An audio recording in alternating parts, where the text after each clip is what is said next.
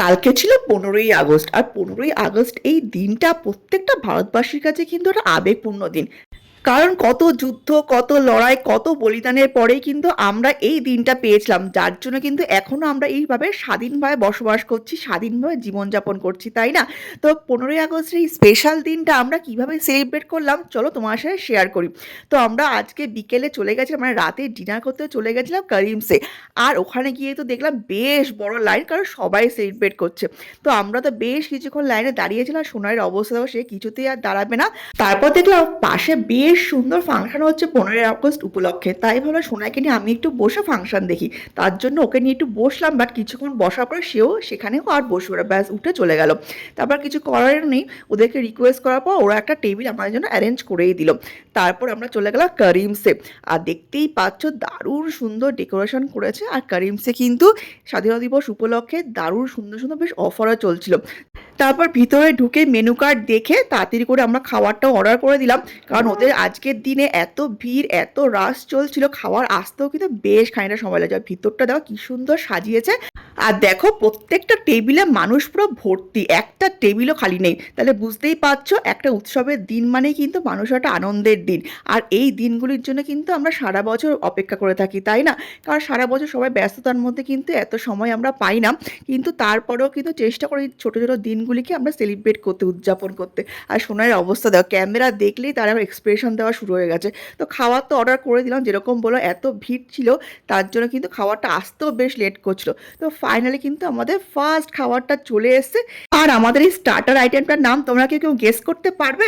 হ্যাঁ, এই খাবারটার নাম হচ্ছে মুগ মালাই রেশমি কাবাব। উফ, যেটা খেতে ছিল জাস্ট ফাটাফাটে, মুখে দিলে একদম মোমের মতন গলে যাচ্ছে, এতটা সফট আর এতটা টেস্টি তোমাদেরকে কি বলবো।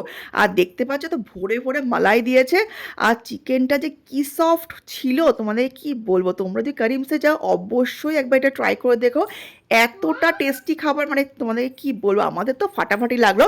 আর স্পেশালি যদি বাচ্চাদের নিয়ে যাও, বাচ্চাদের জন্য কিন্তু এটা দারুণ ডিশ, একদম হেলদি, আর খেতেও কিন্তু বেশ ভালো, প্রত্যেকে কিন্তু খুব মজা করে খাবে। তো আমরা তো এই খাবারটা দারুণ মজা করে খেলাম। তারপর চলে আসলো আমাদের মেন কোর্স, তার মাঝখানে কিন্তু বেশ খানিকটা সময় ছিল।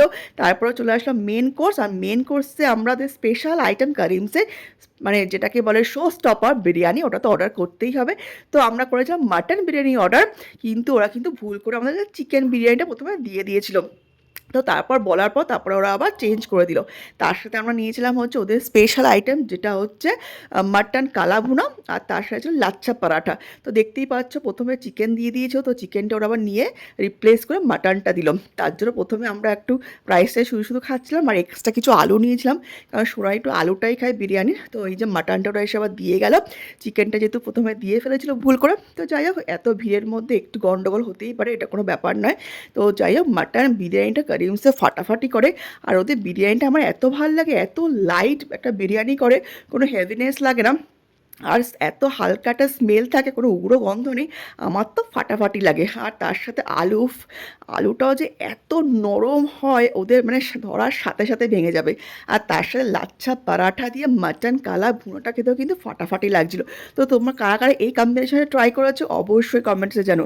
আমাদের তো ফাটাফাটি লাগলো, এই কম্বিনেশনটা আমরা ফার্স্ট টাইম ট্রাই করলাম করিমসে।